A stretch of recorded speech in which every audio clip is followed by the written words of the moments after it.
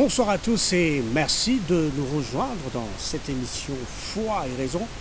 Nous avons un réel plaisir de vous retrouver une fois de plus et aujourd'hui nous avons comme sujet Marie, la Sainte Vierge. Et nous allons découvrir avec M. l'abbé Hubert Katawa, à qui je dis bonsoir M. l'abbé. Bonsoir Dani. Comment vous allez? Ça va. Voilà, d'entrée de jeu, M. l'abbé, qu'est-ce qui représente pour vous Marie, la Sainte Vierge? Qu'est-ce qu'elle représente pour vous? Marie, elle représente pas beaucoup mais tout pour moi. Tout parce que elle est la mère de mon Sauveur, la mère de mon Dieu, la mère de mon Seigneur, celle qui a mérité de porter en elle la vie de l'humanité et ma vie. Je lui dois tout, je lui dois la vie. C'est grâce à sa maternité que aujourd'hui, moi, je suis fier d'être chrétien.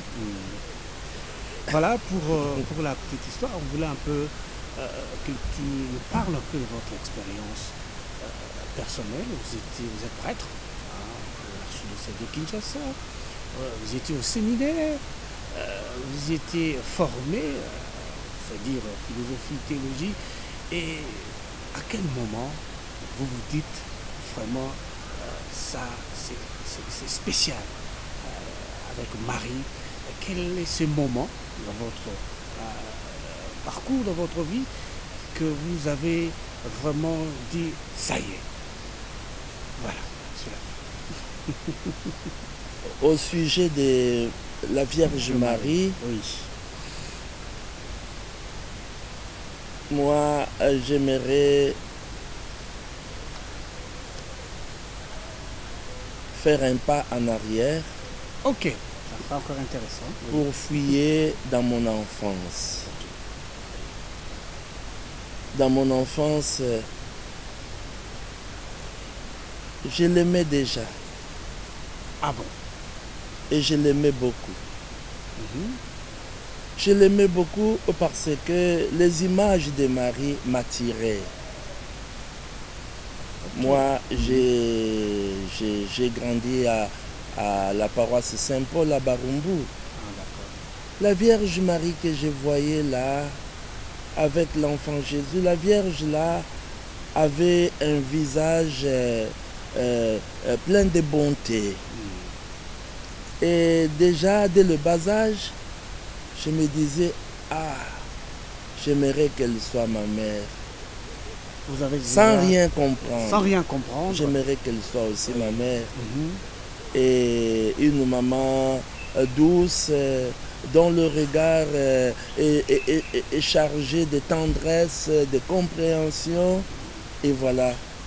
Et après cela, j'ai commencé à faire des rêves. Et beaucoup de rêves sur Marie. Je crois que c'est encore l'enfance. Je faisais des rêves sur Marie. Je n'entre pas dans les détails de ces rêves, mais de très beaux rêves sur Marie. Et en grandissant, j'ai commencé à comprendre. Comme petit séminariste déjà, avec tous les enseignements, avec la formation en paroisse au petit séminaire, alors j'ai compris qui elle était réellement pour moi et que mes intuitions ne me trompaient pas. Elle était vraiment ma mère. Mais c'est quand j'ai commencé le grand séminaire,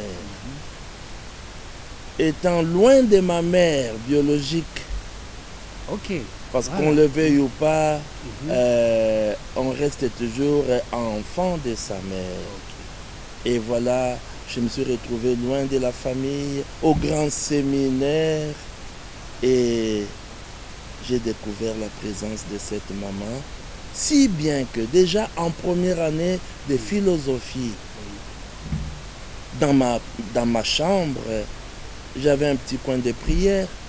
Votre chambre au séminaire. Oui, au séminaire, j'avais un petit coin de prière.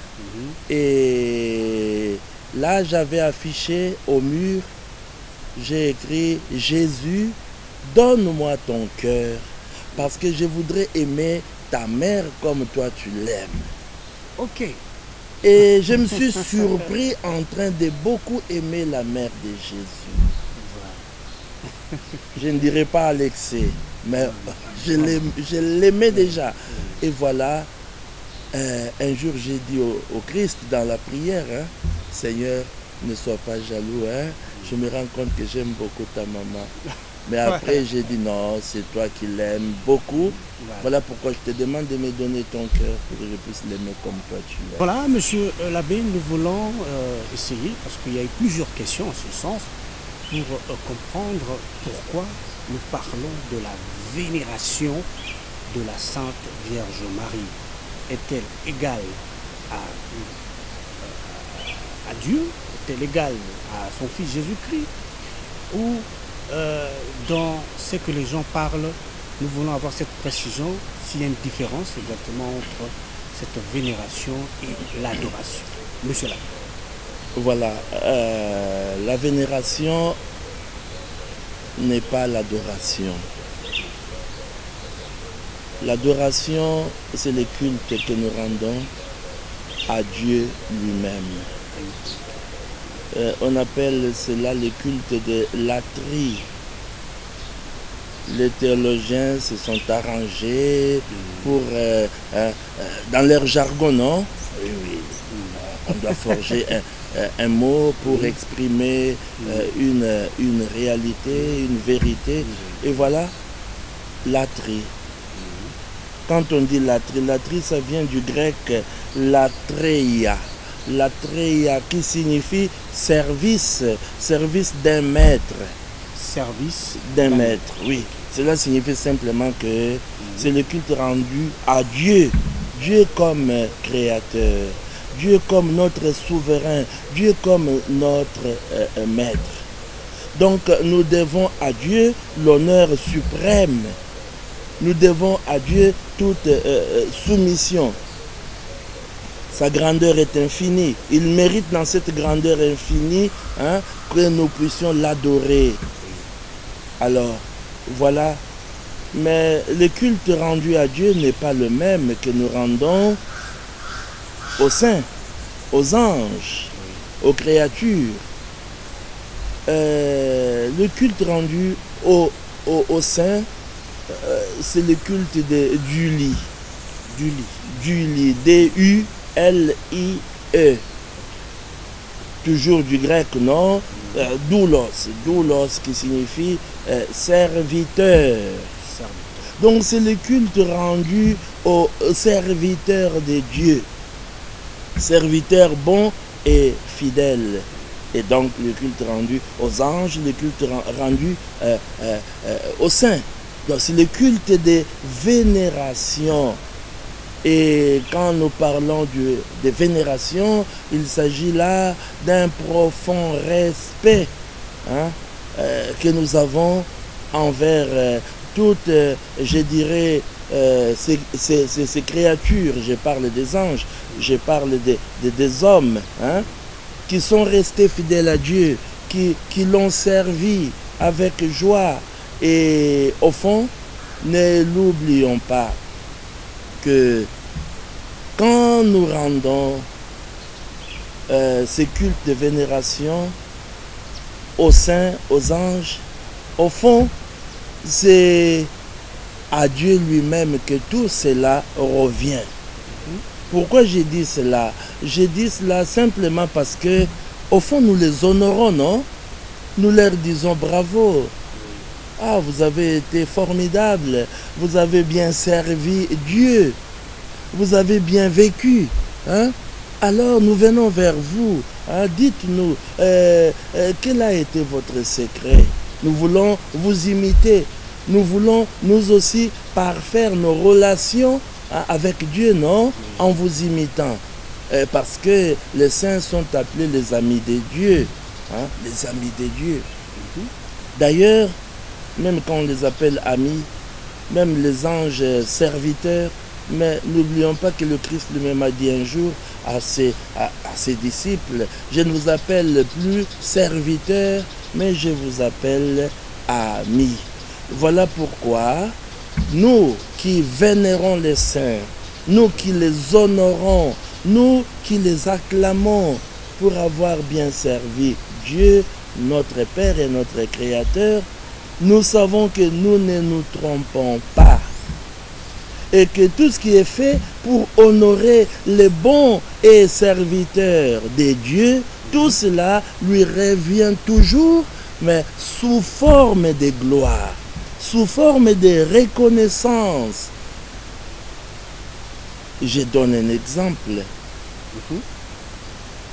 Un fils qui se distingue dans la société, un homme respectable, honorable, qui fait la fierté de tout un pays.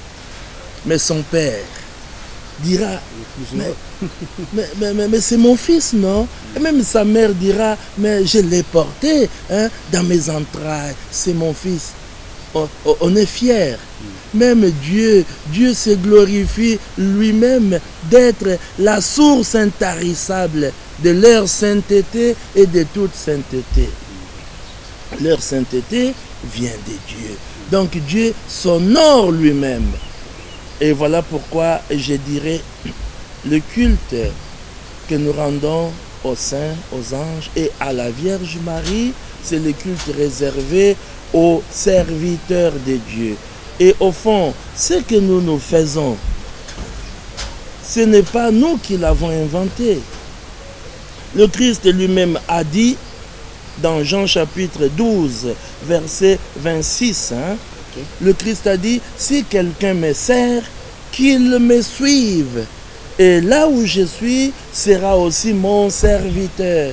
Et si quelqu'un me sert, mon Père l'honorera. Dieu lui-même honore tous ceux qui servent fidèlement son Fils. Et pourquoi pas nous? C'est comme aussi pour la bienheureuse Vierge Marie, non? Qui dit désormais toutes les générations me diront bienheureuse. Et nous voulons nous soustraire. Nous ne faisons pas partie de toutes ces générations-là qui lui diront bienheureuse. Donc ne confondons pas. Nous n'adorons que Dieu. Et les saints, les anges, nous les vénérons. Nous avons un profond respect envers eux, mais il faut aussi faire une différence. Laquelle? Mais Marie est la mère de Dieu.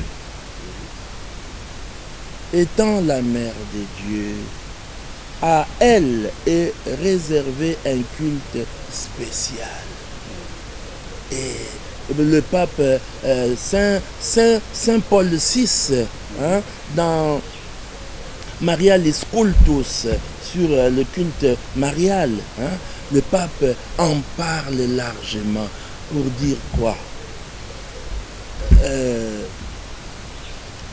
Le culte rendu aux serviteurs de Dieu, c'est le culte de Julie, non? Doulos, serviteur, douloi, serviteur au pluriel. Et Marie est l'humble servante du Seigneur.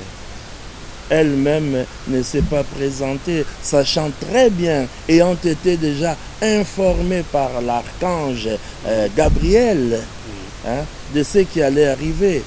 Elle ne s'est pas glorifiée en disant « Voici la mère du Seigneur ». Elle a dit, voici la servante du Seigneur. Exactement. Elle s'est présentée comme servante. Comme servante. Alors, j'aimerais placer une question là-dessus.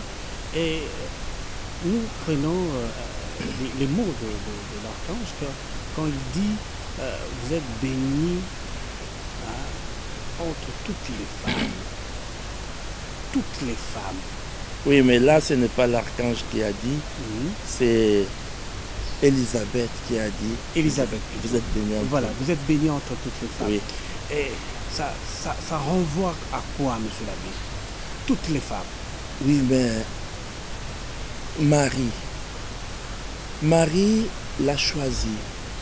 Marie l'a préférée. Marie est celle que Dieu lui-même a préparée pour être la mère de son fils bien-aimé,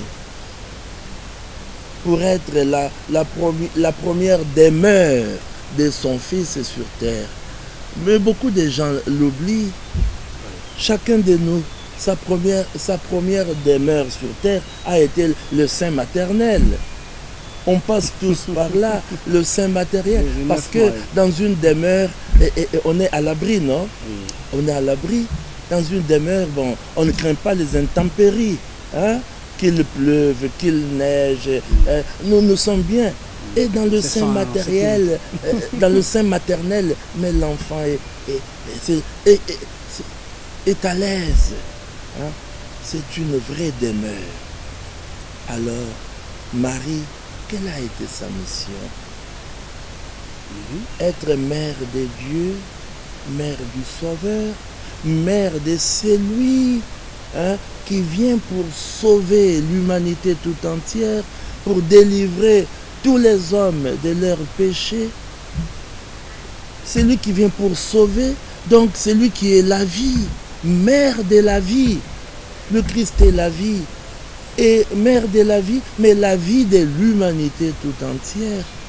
Et j'en parlerai, si vous me le permettez, au pied de la croix, elle deviendra la mère de tous les hommes, non?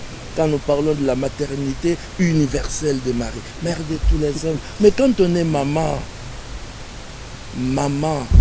mère des familles, mais une maman doit être en mesure de prendre soin de chaque enfant individuellement. Et chaque enfant a ses caprices, a ses besoins. Mais être mère de l'humanité tout entière, parce qu'elle a porté la vie de l'humanité. Jésus qui a dit, je suis la vie, hein, la vie de l'humanité. Et donc, il fallait qu'elle soit capable de pourvoir aux besoins de tous ses enfants. Elle est la pleine de grâce. Elle est bénie plus que toutes les femmes, parce qu'elle a porté en elle la bénédiction même. Le Christ est la bénédiction de Dieu, hein, pour l'humanité tout entière. Porteuse de la bénédiction. De la bénédiction. La bénédiction. Voilà, nous poursuivons, mesdames et messieurs, dans cette émission Foi et Raison, et nous parlons spécialement de Marie. Vous avez compris comment M. l'abbé nous a un peu expliqué, en parlant de sa personnalité, en parlant de la bénédiction qu'elle a portée. Monsieur l'abbé, si on veut, disons, de parler de l'unité ou de prendre comme exemple la Sainte Vierge, quelles seraient les qualités? Je sais qu'il y en a plein, mais de manière sur 5, quels sont les éléments qu'on peut tirer pour ce choix que Dieu a vu à travers elle, que nous, en tant qu'hommes, nous pouvons imiter? Quand on parle de Marie, j'ai dit, quand j'étais encore enfant tout petit, j'ai été attiré par